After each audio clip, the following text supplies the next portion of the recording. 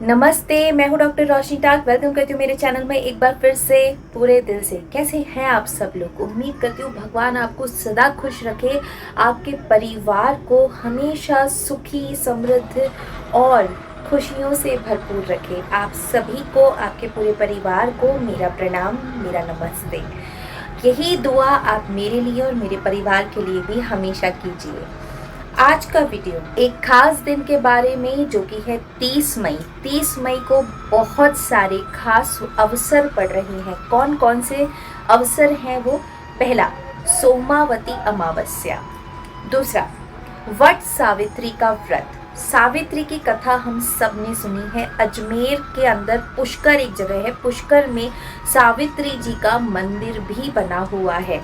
कथा आप सब जानते ही हैं, कैसे उन्होंने अपने पति के प्राणों की रक्षा खुद यमराज से भी कर ली थी। यमराज से भी अपने पति के प्राण वो अपने हट पे, अपनी जिद पर, अपने विश्वास पर वापस ले आई थी। इसलिए इस दिन यमराज की भी पूजा की जाती है कि यमराज ने उनकी भक्ति से, उनके पति के प्रति उनके प्रेम को देखकर कैसे उनके पति के प्राणों को छोड़ दिया था, मुक्त कर दिया था।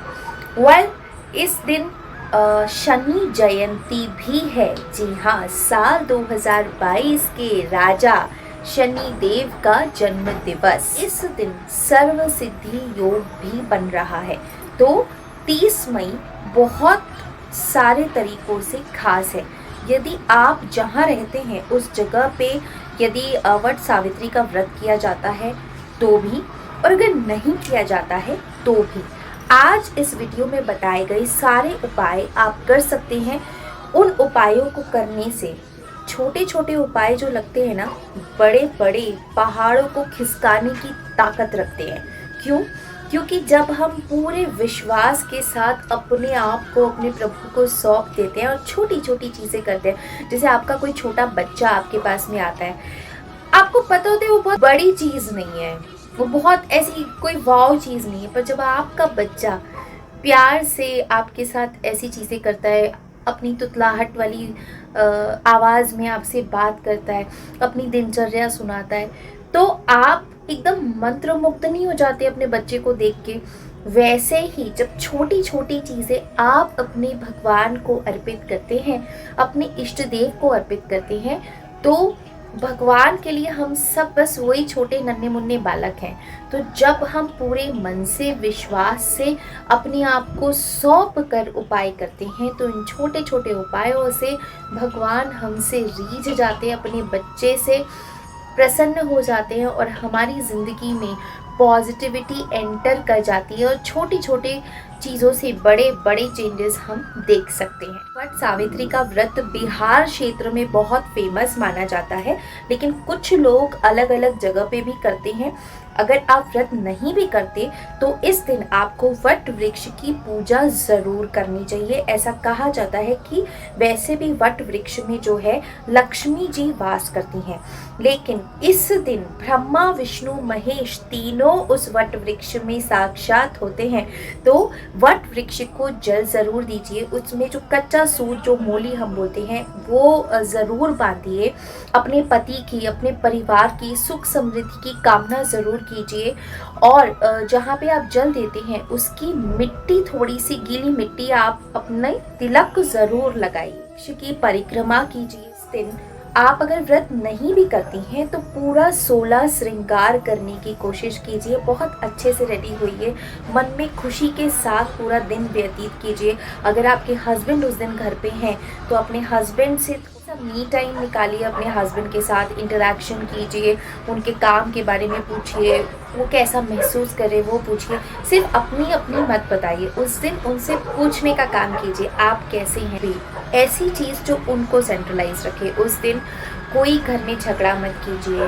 अपनी सास से अपने रिश्ते अच्छे रखिए, अपनी ननद से, अपनी भाभी से, अपनी बहन से, अपनी कोई फ्रेंड से, सबसे हंसकर बोलिए, हंसकर मिलिए, पॉजिटिविटी फैलाइए। यूं देखा जाए तो सावित्री एक आम स्त्री थी, लेकिन उनका सत्व इतना था कि यमराज से भी वो अपने पति के प्राणों को छुड़ा कर ले आई थी।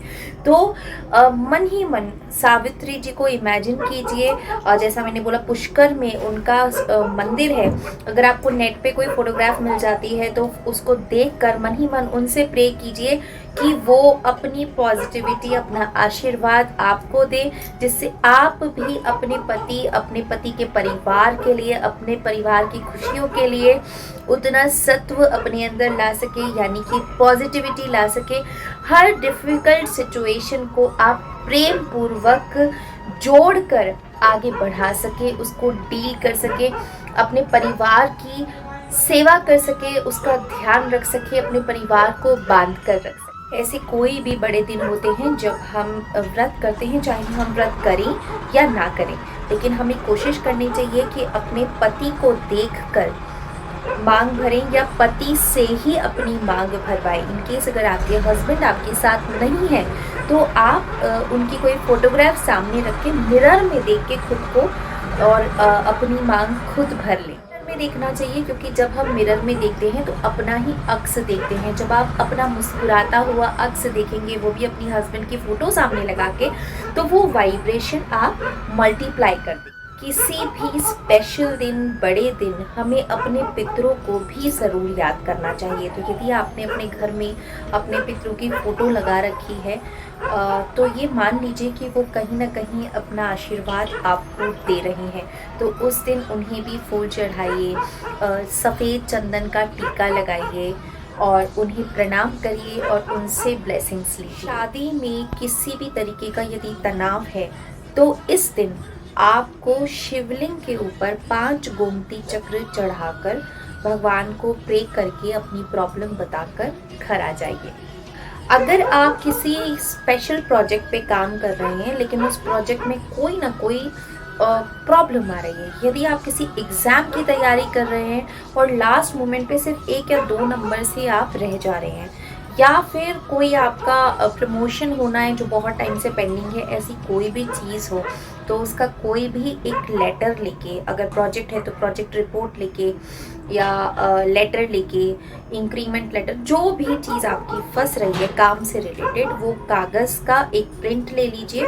उसके ऊपर खुद के हाथ से आप स्वास्तिक बनाइए कुमकुम से और उसको मोली के धागे से बांध के वट वृक्ष पर चढ़ाइए और कहिए, हे माँ लक्ष्मी, आप यहाँ विराजमान हैं, मेरे जीवन में आप आगमन कीजिए और आज के दिन ब्रह्मा विष्णु महेश स्वयं यहाँ पर हैं, तो मुझे आशीर्वाद दीजिए कि मेरा ये काम हो जाए। और जब आपका आशीर्वाद होगा तो क्या नहीं हो सकता। आपका पैसा कहीं फंसा हुआ है या फिर आपको बहुत ज़्यादा कर्जा हो गया है या आमदनी नहीं हो रही है, ये सारी मल्टीपल कॉमन प्रॉब्लम्स हैं जो कभी ना कभी हमको देखनी ही पड़ती हैं या ना चाहते हुए भी हमारी लाइफ में आ जाती हैं। तो अगर इनमें से कोई भी प्रॉब्लम आपको है तो आपको क्या करना है, एक छोटा सा भोजपत्र लेना है।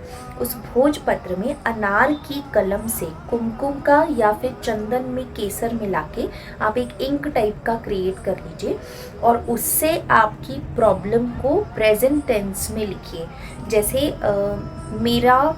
मेरी ये जॉब लग गई है, या मेरा ये प्रोजेक्ट पास हो गया है, या मेरा फंसा हुआ पैसा मेरे पास वापस आ गया है, और नीचे थैंक यू ये लिख के जो आटा होता है ना, आटा गूंद लीजिए और आटे के अंदर आप उसे मिला दीजिए। तो भोजपत्र गाय को नुकसान नहीं करेगा। आप बिल्कुल छोटा सा भोजपत्र का टुकड़ा लीजिएगा जिससे बहुत ज़्यादा गाय के पेट में ना जाए, और उस आटे को आप किसी भी गाय को खिला दीजिए। आपका काम पलक झपकते ही हो जाएगा। जब आप गाय को खिलाएंगे तो सिर्फ खिला के नहीं आना है, उसे प्रणाम भी करना है। गौ हमारी माता है, उसमें समस्त देवी देवता निवास करते हैं, उसे पूरे मन से प्रणाम कीजिए। अगर हो सके, अगर आपको डर नहीं लगता है तो गाय को तिलक भी लगा दीजिए, जल भी चढ़ा दीजिए और फिर प्रणाम कीजिए। इसके साथ में आप हरा रंग का चारा कुछ भी वो भी डाल सकते हैं। साथ ही गाय के कान में, जैसे हम किसी मंदिर में जाते हैं तो मूषक महाराज को अपनी प्रॉब्लम बता देना, नंदी को अपनी प्रॉब्लम बता देना कि महादेव से अर्जी लगा देना, उसी तरीके से गौ के अंदर तो समस्त देवी देवता है, तो गाय के कान में अपनी प्रॉब्लम को प्रेजेंट टेंस में सॉल्यूशन की तरह बोलना है, जैसे हमें भोजपत्र में लिखना है। हमारा ये काम हो गया। Thank you so much. बहुत से लोग ऐसे हैं जिनके पास अपनी जन्म कुंडली नहीं है, जिन्हें अपना जन्म समय नहीं पता, तो उन्हें एक्चुअली नहीं पता कि अभी उनकी कौन सी महादशा चल रही है, कौन सा प्लैनेट कहाँ बैठा हुआ है, किस प्लैनेट की वजह से उनकी लाइफ में ऑब्स्टिकल्स आ रहे हैं। तो हम क्या करें, तो हम 9 के 9 ग्रहों को ही प्रणाम कर लेते हैं। कैसे करेंगे, 30 तारीख को आपको 9 दोने लेने हैं। 9 दोनों में किसी भी करेंसी के सिक्के रखने हैं। एक दोने में एक सिक्का रखना है। अगर 2 का ले रहे हैं तो 2 का ही सिक्का हो, 5 का ले रहे हैं तो 5 का ही सिक्का हो, 1 का ले रहे हैं तो 1 का ही सिक्का हो। एक ही करेंसी के 9 दोने बनाकर 9 सिक्के रखने हैं और ये आपको हनुमान जी के सामने रखने हैं और उन्हें उनकी शक्ति का स्मरण कराना है। आपसे ज़्यादा कौन बलवान है, आप नहीं करेंगे तो कौन करेंगे। मैं आपका बच्चा, मैं आपकी बच्ची और मेरी नाव आपके हवाले। जय श्री राम बोलकर आ जाइए, पीछे मुड़ के नहीं देखना है। यदि किसी कारण से आपके पति का स्वास्थ्य बहुत अच्छा नहीं रहता है तो आपको श्रृंगार की चीज़ें माँ भगवती दुर्गा को अर्पण करना है 30 तारीख को। इसके साथ ही आप रुद्राभिषेक करें, पहले भोलेनाथ की सेवा करें और उसके बाद में उनको चंदन लगाएं, फूल चढ़ाएं और फिर मूली का जो धागा होता है उससे पार्वती जी को ऐसे गठबंधन कर दे भोलेनाथ के साथ में। और सारे सुहाग के, जैसे बिंदी हो गई, चूड़ी हो गई, मांग टीका हो गया, पायल हो गई, मेहंदी हो गई, सिंदूर हो गया, कंगा हो गया, इस तरीके की चीज़ें, श्रृंगार का जो सामान होता है।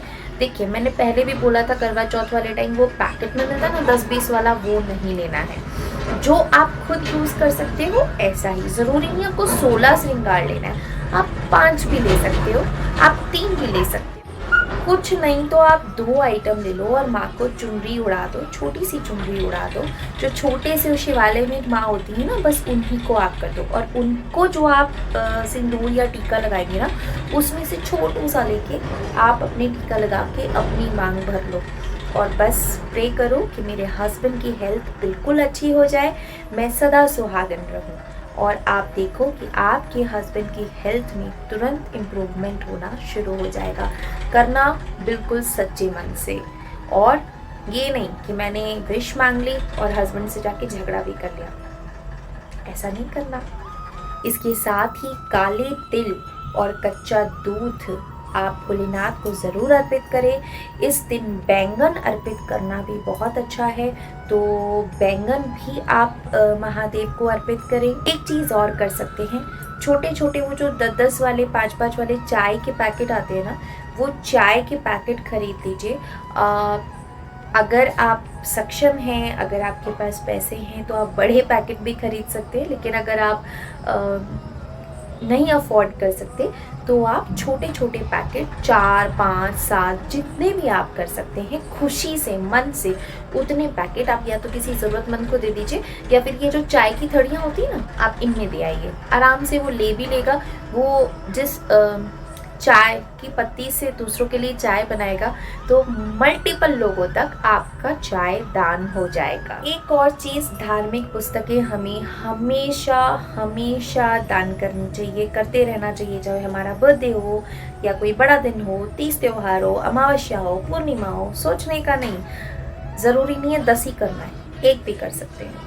1 शिव चालीसा, 1 हनुमान चालीसा, 1 शनि चालीसा, जो भी आपको भगवान अच्छे लगते हैं, 1 लक्ष्मी चालीसा, उन भगवान का आप एक बुक ले लीजिए, 2 ले लीजिए, 3 ले लीजिए, 5 ले लीजिए, एज़ पर योर कैपेसिटी आप, और उसमें अपनी जो भी विश है उसको प्रेजेंट टेंस में लिख के उसके अंदर डाल दीजिए। नाम नहीं लिखना है, बस अपनी विश डालकर दे देना है। ये परमानेंट पकड़ लीजिए। 10% रिजल्ट ओरिएंटेड है।